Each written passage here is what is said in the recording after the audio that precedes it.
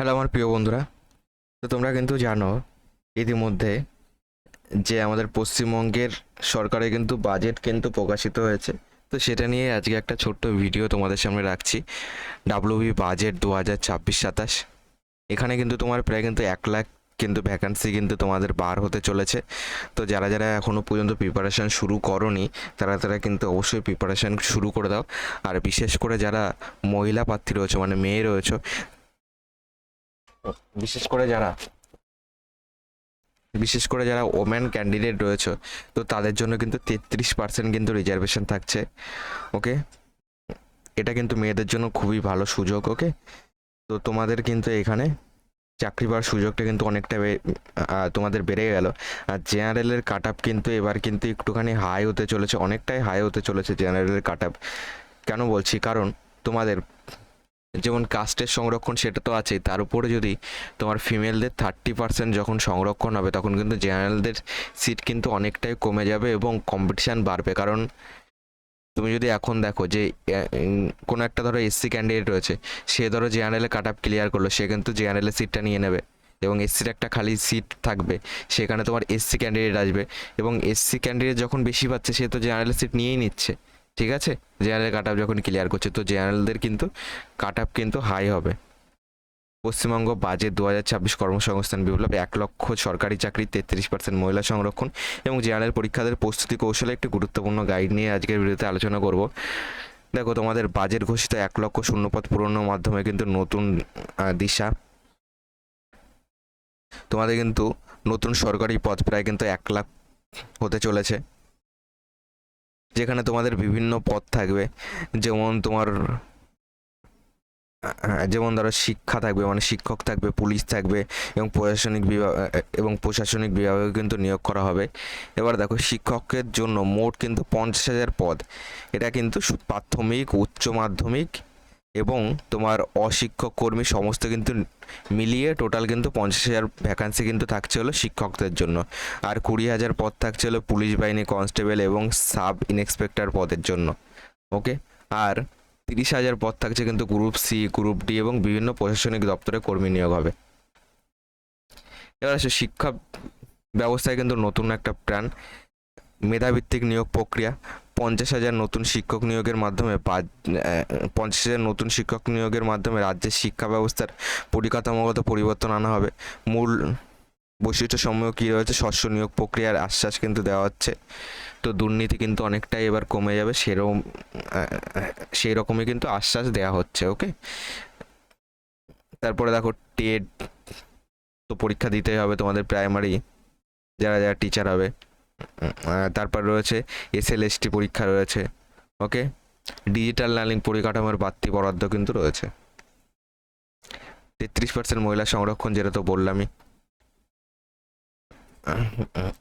তারপরে দেখো সংরক্ষণের প্রভাব ও কাট আপ কী হতে পারে। তো নারী ক্ষমতায়ন, রাজ্যের প্রতিটি সরকারি চাকরিতে 33% আসন মহিলাদের জন্য সংরক্ষিত থাকবে। এটি মহিলাদের স্বনির্ভর হতে সাহায্য করবে। জেনারেলদের চ্যালেঞ্জ কী হচ্ছে, ওপেন ক্যাটাগরি বা জেনারেল মেল ক্যান্ডিডেটদের জন্য সিট সংখ্যা সংকুচিত হয়, কাট আপ কিন্তু 5 থেকে 8 নম্বর পর্যন্ত বেড়ে যাওয়ার সম্ভাবনা রয়েছে।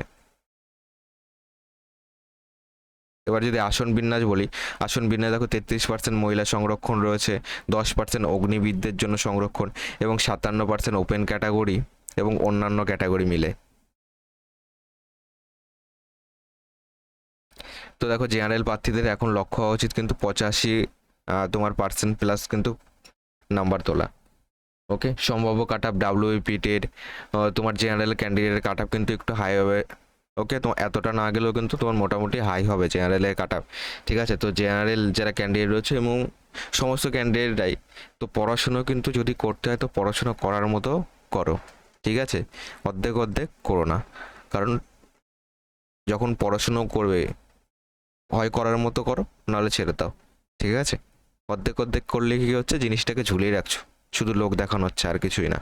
ঠিক আছে, সংরক্ষিত মহিলা প্রার্থী রয়েছে, অগ্নিবীর এবং প্রাক্তন সেনাকর্মীদের জন্য তোমার কাট আপ কিন্তু তুলনামূলকভাবে একটুখানি কম যাবে। তো অন্যান্য কি কি ঘোষণা রয়েছে, তোমাদের কিন্তু বয়স সীমা বাড়ানো হয়েছে, ডিএ বৃদ্ধি হয়েছে এবং মহিলাদের জন্য কিন্তু সরকারি বাসে কিন্তু বিনামূল্যে যাতায়াত হয়েছে, এবং কলেজ স্কলারশিপ, কলেজ ভর্তির সময় ছাত্রছাত্রীর জন্য এককালীন 50,000 টাকার অনুদান, ঠিক আছে, এগুলি কিন্তু বলা হয়েছে। এবং প্রস্তুতি কি করে করবে, দেখো প্রস্তুতি করার জন্য গণিত আর রিজনিং কিন্তু তোমাদেরকে এই বিষয়ে কিন্তু গণিত আর রিজনিং মানে ম্যাথ আর রিজনিংয়ে কিন্তু ফুল মার্কস তোলা যায়। আমি তোমাদেরকে ম্যাথ করাই এবং ম্যাথে কিন্তু ফুল মার্কস তোলা যায়, খুব একটা কঠিন কাজ না। আমি তোমাদের জন্য রেলওয়ের জন্য কিন্তু ম্যাথ করাই। ওকে, রেলওয়ের জন্য ম্যাথ করাই মানে কিন্তু তুমি যদি রেলওয়ের ম্যাথ করো তাহলে কিন্তু তোমার রাজ্যের যত রকম পরীক্ষা আছে সমস্ত কিছুর কিন্তু ম্যাথ কভার হয়ে যাবে। তুমি রেলওয়ের ম্যাথ পারলে রাজ্যের যে কোনো পরীক্ষার ম্যাথও পারবে, এইটুকু গ্যারান্টি আমি তোমাকে দিচ্ছি, ঠিক আছে। এবং মক টেস্ট কিন্তু তোমাদেরকে দিতে হবে, সপ্তাহে অন্তত 3টে মক টেস্ট দেওয়ার চেষ্টা করো। মক টেস্ট দিলে কী হবে, নিজের ভুলগুলি ধরতে পারবে এবং সেই ভুলগুলি সংশোধন করে নেবে, এবং সঠিক মেন্টারশিপ এবং সঠিক গাইড কিন্তু তোমাকে নিতে হবে, ঠিক আছে। কোনো শিক্ষকের নিতে পারো, কিংবা আমি তোমাদেরকে ম্যাথের অনেক গাইডও দিয়ে রেখেছি কয়েকটা, সেগুলি দেখবে। আমি তোমাদেরকে ম্যাথের দিকটা পুরোপুরি দেখতে পারবো, ঠিক আছে। এবং যা যা হেল্প লাগবে আমার হোয়াটসঅ্যাপ নাম্বার দিয়ে দিচ্ছি, 6295594335। ওকে, এই নাম্বারে হোয়াটসঅ্যাপ করবে যে কোনো ম্যাথ সংক্রান্ত সমস্যা নিয়ে, ঠিক আছে। কোনো পিডিএফ লাগবে, ঠিক আছে, সব কিছু প্রোভাইড করাবে।